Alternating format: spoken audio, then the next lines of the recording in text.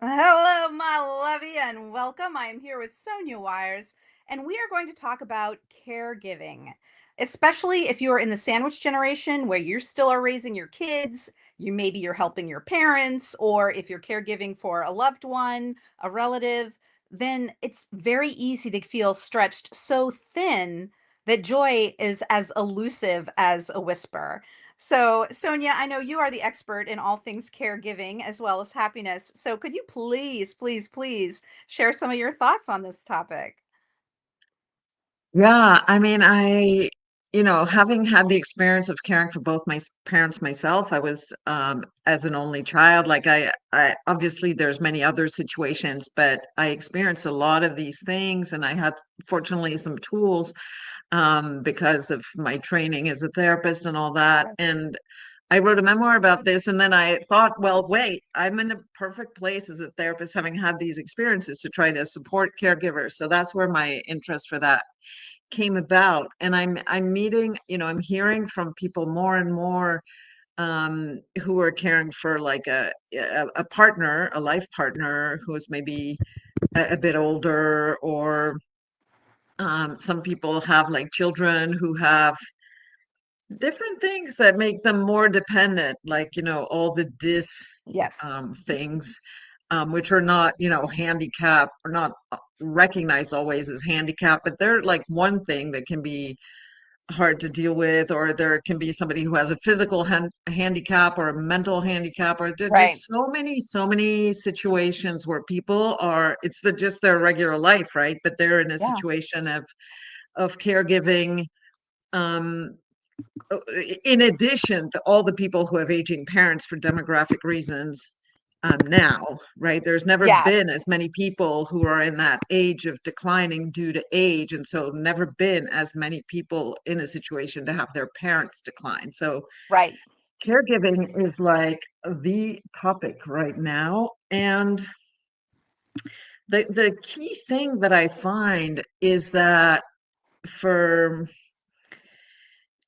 if you want to support someone, or if you want to help them, live their situation better, like obviously nobody has the power to make any of the difficulties go away. So it's really about how you relate to the Right. difficulties, right? Like your loved one is declining. Well, there's no magic bullet to make that go away. And it's frustrating to you, or, you feel discouraged, but there's no taking away the source of these reactions that we have that are quite normal. So the first thing that I want to invite everybody who's listening, who's in a caregiving position, is that, you've heard the phrase, what you resist persists. I'm not sure that's literally true, but what resisting actually drains you of a lot of energy, and Right. it achieves nothing.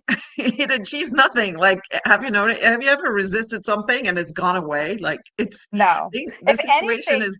right. What I found is that when you're thinking about something and trying to push it away, since our subconscious doesn't understand the negative, it just knows you're thinking about it.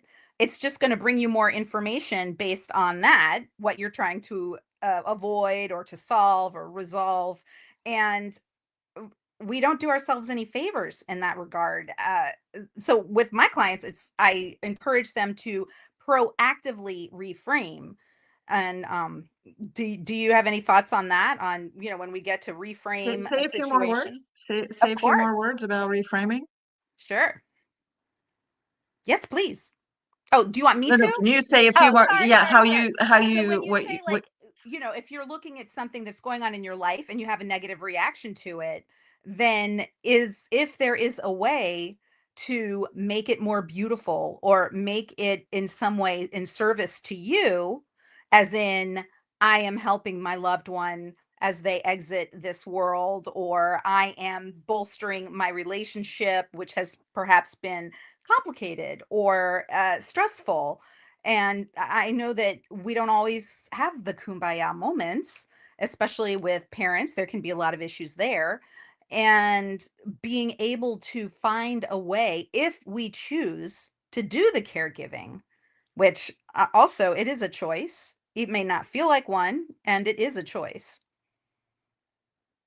Yeah, so the kind of reframing that you're suggesting, I'm all in favor of, but I think that's kind of like a level 3 activity. Like Oh, fair, it's an fair. advanced activity. Like I totally agree. I use that a lot for myself. Like it was actually a privilege to be able to be with my parents at the end of their Mhm. lives, and the extraordinary moments of connection that we got because I was willing to be there and to, show up for all the moments.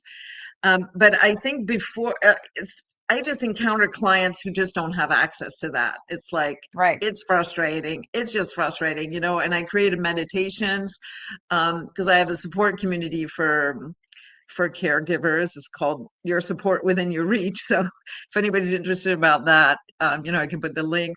But anyway, so I in there I create monthly meditations for letting Hmm. go and that kind of thing. And I had a client who listened to the meditation and she was like, "Yeah, it was it 7 minutes? It seemed like so much quicker, and like to go there and do that, like it felt so nice."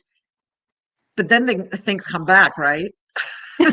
But she was Well, kind of maybe. irritated that things come back, right? And so it's an education to, yeah, okay, so you were able to escape for 7 minutes. Like that's good. That's like seven Right. minutes. And those 7 minutes are available, every day. And the thing Hmm. about meditation, for example, is that the more you do it, the more benefit you get from it.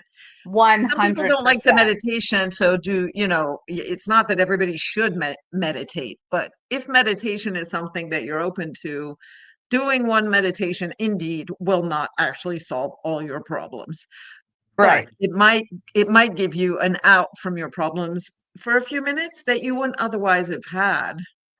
Right. And also, whatever the Yeah. tool is that works for the individual, whether it's meditation, journaling, exercise, there are these different ways that, like you say, we can get to a happy frame of mind, a place that we're not immersed in our problems so that we can just relax. And that is a muscle that we need to Yeah. build to be able to release Yeah. that stress. And what I would put in below or as a building block for access to that is really this notion of just um I call it acceptance. Some people resist that because it's like, well, no, that's precisely what I can't do is accept. So, okay, fine. Just acknowledging. So Hmm. this is happening. This is happening. Like there's no two Right. ways about it. Whatever it is happening. And then what's also happening is my emotional reaction, right? So I'm feeling frustrated or I'm feeling discouraged or I'm feeling angry or I'm feeling sad or whatever. Um, and that's also a place where people resist. Like they don't, I don't want to feel these emotions. And so just Yeah. acknowledging your emotion, like, it's like, okay, I'm feeling frustrated right now. That doesn't solve all your problems either, but if you try it, like, okay, I'm feeling Right. frustrated right now, that actually changes the feeling a bit, just to stop Right. and observe it and name it that way. And then when Exactly. you notice you're feeling frustrated, that modifies the feeling a little bit. And there maybe a space appears where you can have access to, maybe I could feel something else for a bit. Right. Right, that's gorgeous, and I love it, and thank you for mentioning your community, and I think that's also part of it is when we have people who are in similar circumstances, then the feeling of not being alone, the feeling of community, the feeling of in the boat with others who are, rowing toward the same shore, it supports us. We are social animals, and we need that, and it can be very isolating in this time of day and age of whether it's busyness or whatever the reason, working from home, we can be very insulated and isolated. And so communities are absolutely, that's why we coaches do communities, right? It's because it Mm-mm, really does mm-mm. support everyone in the community. So thank you for mentioning that, and please put the link in the comments. Yeah, I'll see if I can do that.